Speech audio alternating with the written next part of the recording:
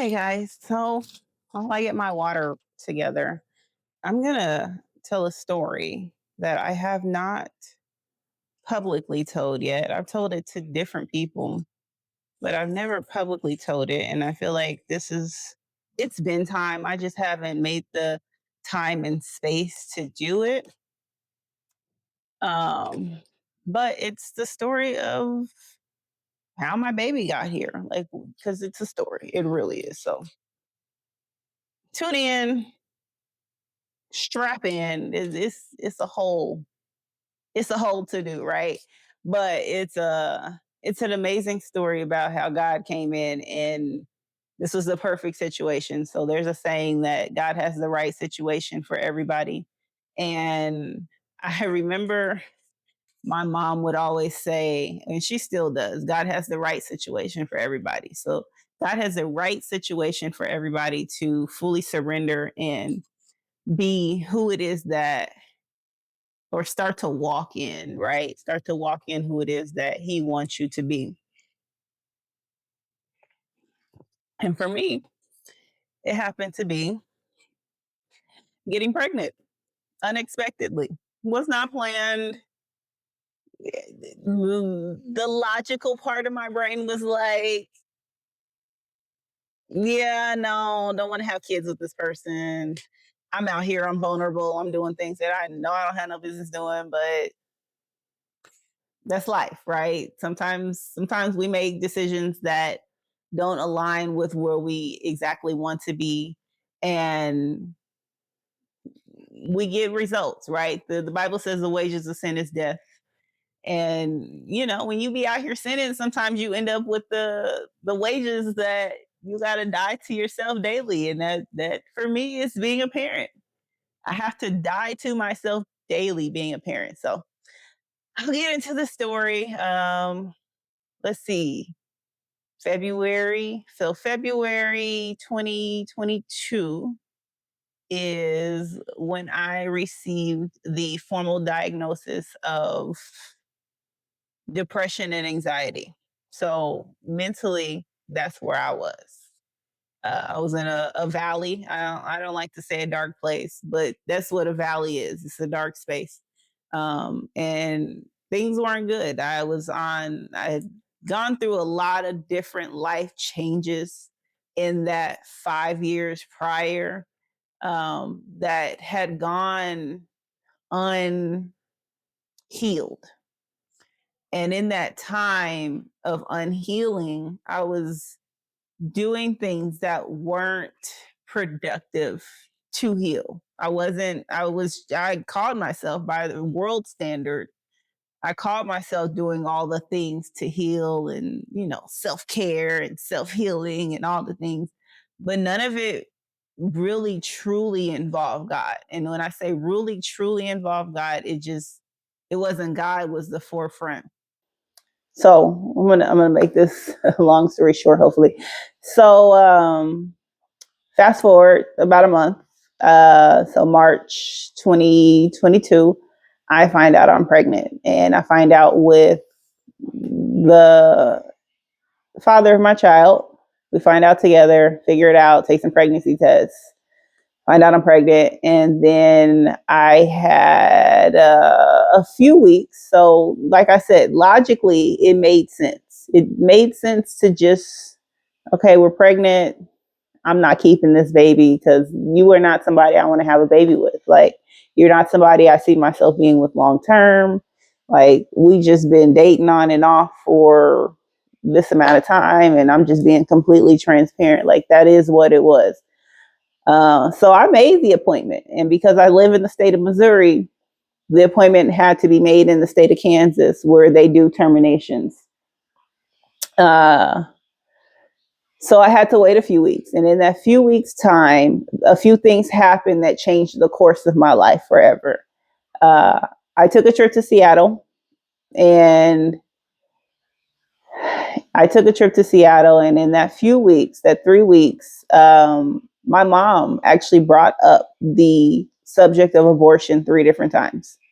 And in 30 something years, she had never brought that subject up, right? So in those 30 years, she had never brought up the subject of abortion, and to bring it up 3 different times. And two of those 3 different times was the day before my appointment. So I'm in Seattle, and she brings it up about these different people who had had abortions and the curses that it brings and the covenants that you come into, because it is a blood covenant. There's bloodshed. So anytime there's bloodshed, you come into a blood covenant with a god named Moloch. And what that does on the spiritual side, because we don't give the spiritual world as much credit, she let me know what that did. And then, mind you, the appointment is set. I'm about to fly back to Kansas City the day after we're having this conversation. And then she brought it up 3 times. And then one of the last things that happened is the day before, it was a Wednesday, the day before I got ready to fly back to Kansas City, she sent me a live on YouTube. It was a YouTube video where Tiffany Montgomery was live, and the title of the live was abortions. Like, I don't remember the exact title, but that was the subject matter, was her talking about abortions. And I just sat in this room by myself, just crying. Like, I'm like, I don't know. I don't even know how far along I was at this point, because at this point it didn't matter. I wasn't having this baby. Like, that's in my head. That's how I had already made that decision. So I didn't even want to be invested in a pregnancy. Fast forward to the next day, I get on a plane and I text my cousin and I say, like, he doesn't know what's going on, but I'm like, I feel like I'm in the storm of my life. Like, I feel like I'm just there's lightning and there's thunder and there's all the elements going on. Like, it's just a lot. Like, I feel like I'm in a tornado, so to speak. And that was before we took off. So I had a straight through flight from Seattle to Kansas City. And before we took off, I sent him that text message. We get to the Midwest somewhere, and because, the Midwest, it's storm season in April or March. April, yeah. Now we're in April. It's April, and so we end up flying, and I'm looking out the window, and I'm flying next to a lightning storm. I can see the lightning outside of my window on the airplane. That was wild. It was wild, but it was definitely a God encounter where I was like, God, if you get me through this, we'll talk. We'll talk about this pregnancy when I get to the ground, God. Um, get to the ground. It took us 2 extra hours in air. We had to fly into Oklahoma, go around this storm to get to Kansas City, MCI. The flight path, instead of it being straightforward, the flight path ended up being a check mark. So these are all things that was like God saying, no, I have you here for a reason. I have you in this space. I already knew that this is what you were going to do. I already knew this is how you were going to end up. To make a long story short, I went home that night. I got home about 2 a.m. and woke up the next morning, and I sent the text to her dad and was like, I can't do it. I cannot call myself a believer of Christ and not fully believe that God will take care of me and this child. So, and that's what I told him. I said, whatever decision you decide to make in terms of being present and being a parent is between you and God. But the bottom line is, me and this baby are going to be all right. Like, we're going to be taken care of, and we're going to be good. Like, and not just good, great. And I'm talking stuff, like, not even being fully submitted at this point, but I'm talking to him with the full conviction of, we gonna be good. Because if you're supportive or not of me being pregnant, like, that is what it is. The baby's coming, and I don't believe in it. Not only that, there was also the thought process a few weeks earlier where I had just told my best friend that God was going to sustain and take care of her and her boys. And it's like, well, how can I call myself a believer of God and have faith in God? And I tell my best friend that God is going to take care of her and her kids, and I not believe the same thing, right?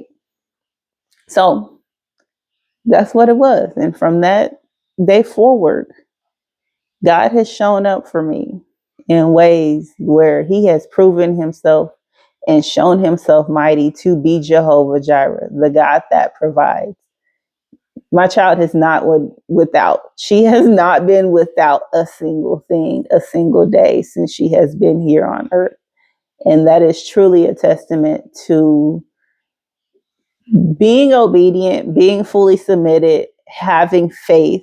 Like sometimes when that having just a mustard seed of faith is so true. Like you got to have just a little bit of faith, like that God will show up for you, and then let him do it. Because if you don't let him do it, he ain't gonna be able to do it. He can't drive the car, and you drive the car. If you know how to drive, you know that two people can't drive the car, and that is what it is. So I pray that this is encouraging to somebody. I'm finally telling it. I'll tell the rest of the story of the pregnancy at a later date. But in terms of me changing my mind from having an appointment to terminate an abortion appointment set to deciding that I'm going to have my child, that's the story.